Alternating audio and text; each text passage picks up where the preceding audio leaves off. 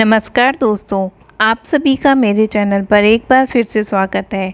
आज मैं आपके समक्ष प्रस्तुत करूंगी माँ संतोषी की व्रत कथा। सृष्टि के सभी प्राणियों का कल्याण करने वाले शंकर भगवान के पुत्र श्री गणेश और माता रिद्धि सिद्धि की पुत्री संतोषी माता विश्व के सभी उपासक स्त्री पुरुषों का कल्याण करती हैं। अपना व्रत करने तथा कथा सुनने वाले स्त्री पुरुषों के धन संपत्ति से भंडार भरकर माता संतोषी उन्हें पृथ्वी लोक के सबसे बड़े सुख यानी संतोष धन से आनंदित करती है। व्यवसाय में दिन दूना रात चौगुनी लाभ होता है। शोक विपत्ति नष्ट होती है। मनुष्य चिंता मुक्त हो जाता है। कुंवारी कन्याओं को सुयोग्य वर मिलता है। स्त्रियां सदा सुहागिन रहती हैं। निसंतानों को पुत्र की प्राप्ति होती है। जीवन में सभी मनोकामनाएं संतोषी माता के व्रत से पूरी होती है। तो बोलिए माता संतोषी की जय। तो आइए कथा अब प्रारंभ करते हैं। एक बुढ़िया थी, उसके 7 पुत्र थे। 6 कमाने वाले थे, एक निकम्मा था। बुढ़िया माँ 6 पुत्रों की रसोई बनाती, भोजन कराती और पीछे से जो कुछ भी बचता था वह 7वें को देती थी। परंतु वह बड़ा ही भोला भाला था, मन में कोई विचार नहीं करता था। एक दिन अपनी बहू से बोला, देखो मेरी माता का मुझ पर कितना प्यार है। तब वह बोली, क्यों नहीं, सबका झूठा बचा हुआ तुमको जो खिलाती हैं। वह भोला भाला कहता है कि ऐसा नहीं हो सकता, जब तक मैं आँखों से न देखूं मैं नहीं मान सकता। बहू ने हंसकर कहा, तुम देख लोगे तब तो मानोगे। कुछ दिन बाद बड़ा त्यौहार आया। घर में 7 प्रकार के भोजन व चूरमा के लड्डू बने। वह जांचने के लिए सिर दर्द का बहाना बनाकर पतला कपड़ा सर पर ओढ़कर रसोई घर में सो गया और कपड़े में से सब देखता रहा। 6 भाई भोजन करने आए। उसने देखा कि माँ ने उनके लिए सुंदर सुंदर आसन बिछाए हैं, 7 प्रकार की रसोई परोसी है। वह आग्रह करके सभी को जमाती है। वह चुपचाप देखता रहा। 6 भाई भोजन करके उठे। तब माता ने उनकी झूठी थालियों में से लड्डुओं के टुकड़ों को उठाया और एक लड्डू बनाया। जूठन साफ कर कर बुढ़िया माँ ने पुकारा, उठो बेटा।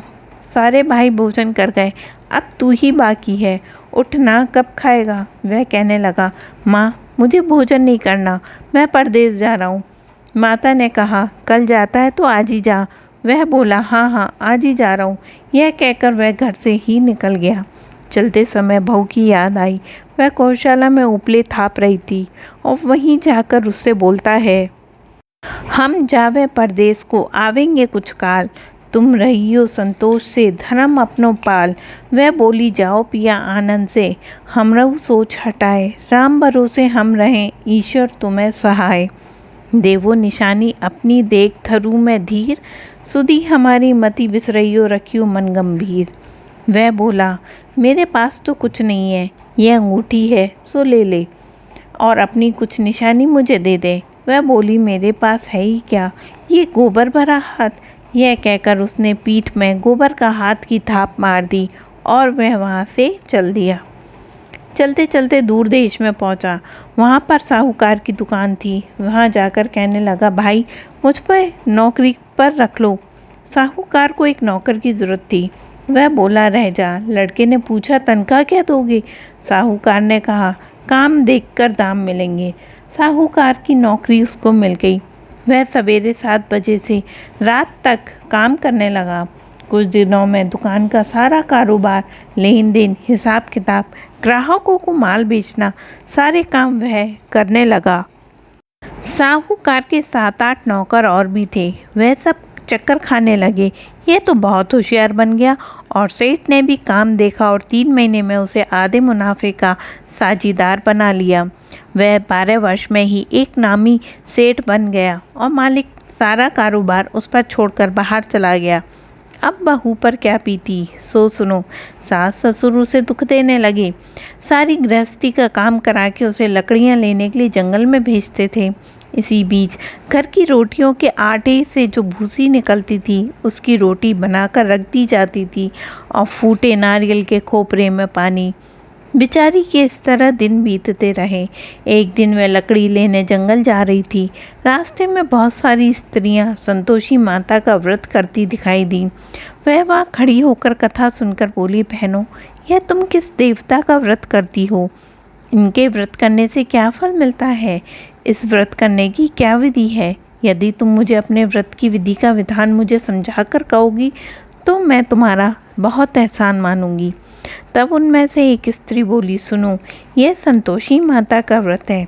इसके करने से निर्धनता दरिद्रता का नाश होता है, लक्ष्मी जी आती हैं, मन की चिंताएं दूर होती हैं, घर में सुख होने से मन को प्रसन्नता और शांति मिलती है, निपुत्र को पुत्र मिलता है, प्रियतम बाहर गया हो तो जल्दी आता है, कुंवारी कन्या को मनपसंद वर मिलता है, राज दौरे में बहुत दिनों से मुकदमा चलता हो तो वह भी खत्म हो जाता है, सब तरह सुख शांति हो जाता है, घर में धन जमा होता है, पैसा जायदाद का लाभ होता है, रोग दूर हो जाते हैं और जो कुछ मन में कामना है वह भी सब संतोषी माता की कृपा से पूरी हो जाती है। इसमें कोई संदेह नहीं है। फिर वह उनसे पूछती है कि ये व्रत कैसे किया जाता है, ये भी बता दो तो बहुत बड़ी कृपा होगी। तब स्त्री कहने लगी, 1.25 रुपये का गुड़ और चना लेना, अच्छा हो तो 5.25 रुपये के लेना या 11.25 रुपये का, जो भी सहूलियत के अनुसार हो वह लेना बिना परेशानी के। श्रद्धा और प्रेम से जितना बन सके सवाया लेना, 1.25 रुपये से 5.25 रुपये तक तथा इससे भी ज़्यादा शक्ति और भक्ति के अनुसार लेना। हर शुक्रवार को निराहार रहकर कथा कहना या फिर कथा सुनना। इस बीच क्रम नहीं टूटे, लगातार नियम पालन करना। सुनने वाला कोई न मिले तो घी का दीपक जला लेना और उसके सामने जल का पात्र को रखकर कथा कहना या फिर सुनना, नियम न टूटे।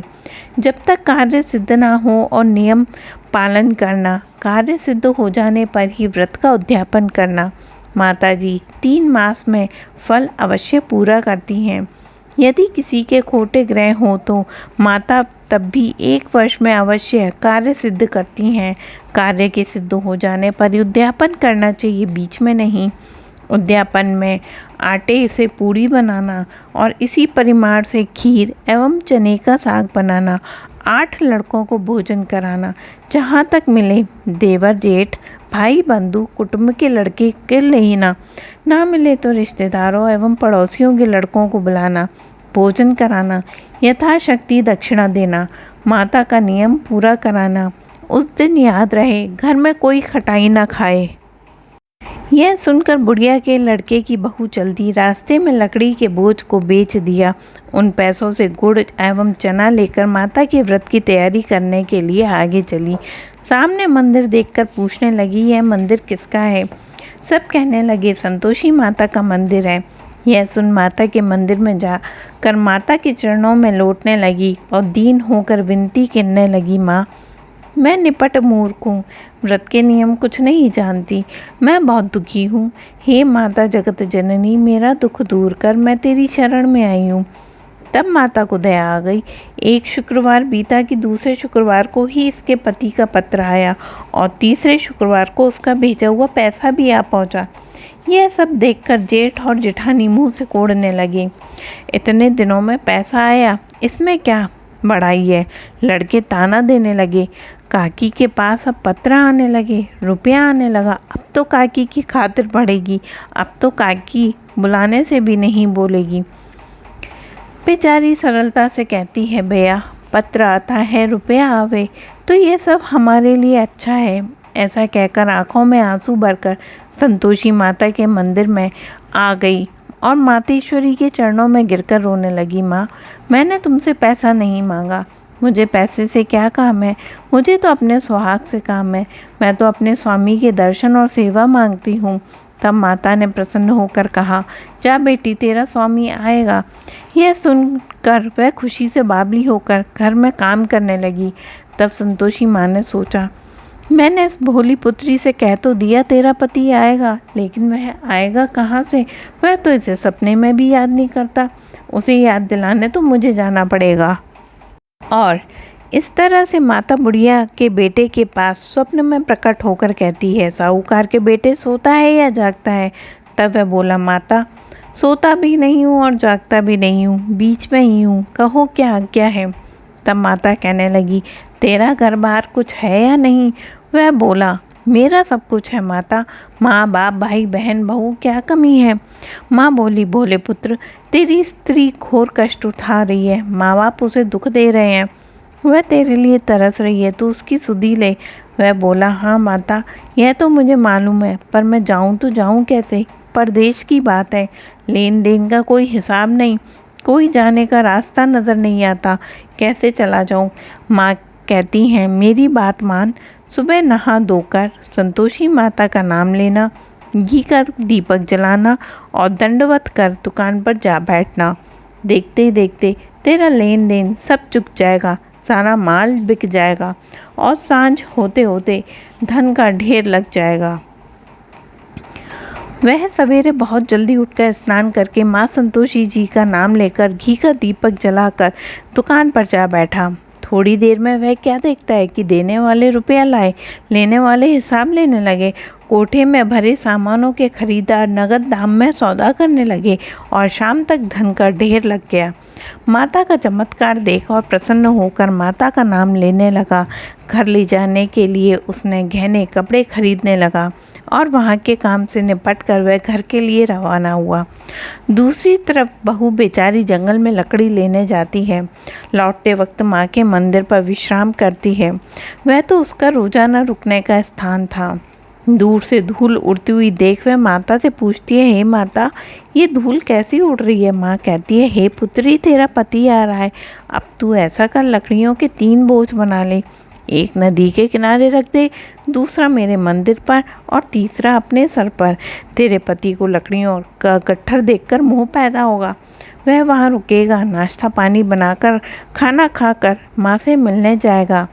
तब तू लकड़ियों का बोझ उठाकर जाना, बीच चौके में गट्ठर डालकर 3 आवाज़ें ज़ोर से लगाना, लो सासू जी, लकड़ियों का गट्ठर ले लो, भूसी की रोटी दे दो और नारियल के खोपरे में पानी दे दो, आज कौन मेहमान आया है। माता की बात सुनकर बहू कहती है, बहुत अच्छा माता, कहकर प्रसन्न होकर लकड़ियों के 3 गट्ठर ले आई। एक नदी पर रखा, दूसरा माता के मंदिर पर और तीसरा अपने सर पर। सूखी लकड़ी को देखकर अब एक मुसाफिर की इच्छा हुई कि वह वहीं विश्राम करे, भोजन बनाकर गांव जाए। इसी प्रकार भोजन बनाकर विश्राम कर कर वह अपने गांव को गया, सबसे प्रेम से मिला। उसी समय बहू सिर पर लकड़ियों का गट्ठर लेकर आती है। लकड़ियों का भारी बोझ आंगन में डालकर ज़ोर से 3 आवाज़ें लेती है, लो सासू जी, लकड़ियों का गट्ठर लो, भूसी की रोटी दो, नारियल के खोपरे में पानी दो, आज कौन मेहमान आया है। तब उसकी सुनकर सास बाहर आती है और अपने दिए हुए कष्टों को बुलाते हुए कहती है, बहू ऐसा क्यों कहती है, तेरा मालिक ही तो आया है, आ बैठ, मीठा भात खा, भोजन कर, कपड़े गहने पहन। इतने में आवाज़ सुनकर उसका पति बाहर आता है और अंगूठी देखकर व्याकुल हो जाता है और अपनी माँ से पूछता है, माँ ये कौन है। माँ कहती है, बेटा तेरी बहू है, आज 12 साल हो गए जब से तू गया है, तब से पूरे गांव में जानवर की तरह भटकती रहती है, घर का कामकाज कुछ नहीं करती, 4 समय आकर खा जाती है, अब तुझे देखकर भूसे की रोटी और नारियल के खोपरे में पानी मांगती है।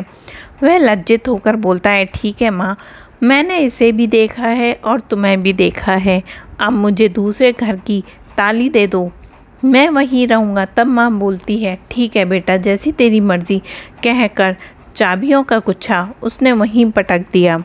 उसने दूसरे कमरे में जो तीसरी मंजिल के ऊपर था खोलकर सारा सामान जमाया।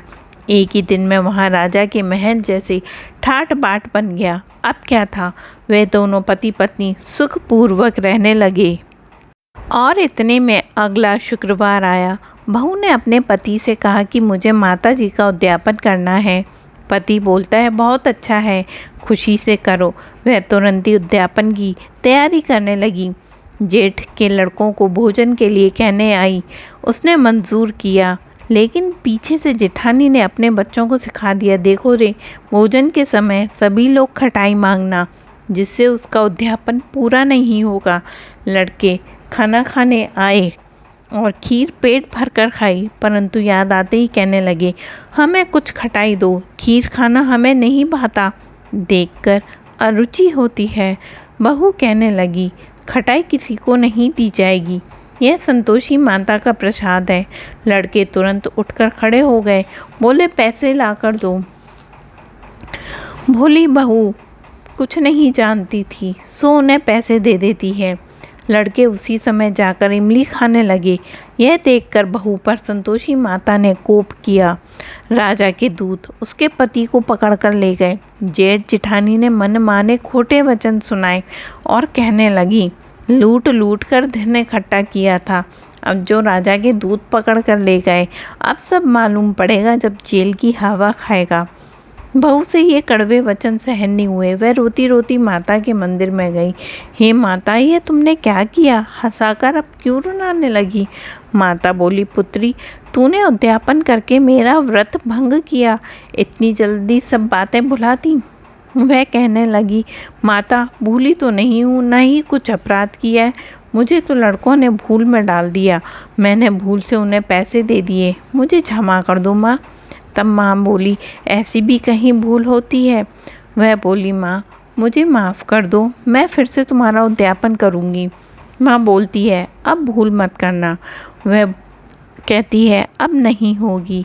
माँ बताओ वह कैसे आएंगे? तब माँ बोलती हैं, जा पुत्री, तेरा पति तुझे रास्ते में आता हुआ मिलेगा। वह घर को चल दी। रास्ते में पति मिला। उसने पूछा, तुम कहाँ गए थे? वह कहने लगा, इतना धन कमाया है तो राजा को उसी का टैक्स देने गया था। वह प्रसन्न होकर बोली, भला हुआ, अब घर चलो। कुछ दिन बाद फिर से शुक्रवार आता है। वह बोलती है, मुझे माता जी का उद्यापन करना है। पति कहता है, करो। वह फिर से जेठ के लड़कों को भोजन कराने के लिए कहने गई। जेठानी ने एक दो बातें सुनाई और लड़कों को सिखा भी दिया कि तुम पहले की तरह खटाई मांगना। और इस तरह से खाना खाने के बाद लड़के कहने लगे, हमें खीर खाना नहीं भाता, जी बिगड़ता है, कुछ खटाई खाने को दो। बहू कहती है, खटाई खाने को नहीं मिलेगी, खाना है तो खाओ, नहीं तो जाओ। वह ब्राह्मणों के लड़कों को लाकर भोजन कराने लगी। यथाशक्ति दक्षिणा में उसने सभी ब्राह्मणों को एक एक फल दिया। इससे संतोषी माता प्रसन्न हुई। माता की कृपा होते ही 9वें मास में चंद्रमा के समान सुंदर पुत्र की प्राप्ति हुई। पुत्र को ले जाकर प्रतिदिन वह माता जी के मंदिर में दर्शन करने के लिए जाती थी। माँ ने सोचा, यह रोज आती है, क्यों ना मैं आज इसके घर जाऊं, इसका सहारा तो देखूं। यह विचार कर माता ने भयानक रूप बनाया। गुड़ और चने से सना हुआ मुख बनाया, ऊपर सूंड के समान होठ, उस पर मक्खियाँ भिनभिना रही थी। दहलीज पर पांव रखते हुए उसकी सास चिल्लाई, देखो रे, कोई चुड़ैल आ रही है, लड़कों इसे भगाओ, नहीं तो किसी को खा जाएगी। और सभी लोग डरने लगे, चिल्लाकर खिड़की दरवाजे बंद करने लगे। वहीं छोटी बहू रोशनदान में से सब कुछ देख रही थी। वह प्रसन्न होकर चिल्लाने लगी, आज मेरी माताजी मेरे घर पर आई है। यह कहकर बच्चे को चारपाई पर छोड़ के माताजी की ओर भागती है। इतने में सास क्रोध से कहती है, देखो कैसी उतावली हुई, जो बच्चे को पटक गई। इतने में माता के प्रताप से जहाँ देखो वहाँ लड़के ही लड़के नजर आने लगे। तब वह बोलती है, माँ जी, मैं जिनका व्रत करती हूँ यही वही संतोषी माता है। इतना कहकर झट से सारे घर के खिड़की दरवाजे अपने आप खुल जाते हैं और सभी लोग बाहर आकर माता के चरण पकड़कर विनती करने लगते हैं, हे माता, हम मूर्ख हैं, अज्ञानी हैं, पापी हैं, तुम्हारे व्रत की विधि हम नहीं जानते, हमने तुम्हारा व्रत भंग करके बहुत ही बड़ा अपराध किया है। हे माता, आप हमारा अपराध क्षमा करो। इस प्रकार माता प्रसन्न होती है। माता ने बहू को जैसा फल दिया वैसा ही सबको दिया। कहते हैं, जो ये शुक्रवार की व्रत कथा पढ़ता है या फिर सुनता है, संतोषी माता उसकी सारी मनोकामनाएं पूरी करती हैं। और इस तरह से माता संतोषी की व्रत कथा यहाँ समाप्त होती है। आप सभी का दिन मंगलमय और शुभ हो। बोलो संतोषी माता की जय।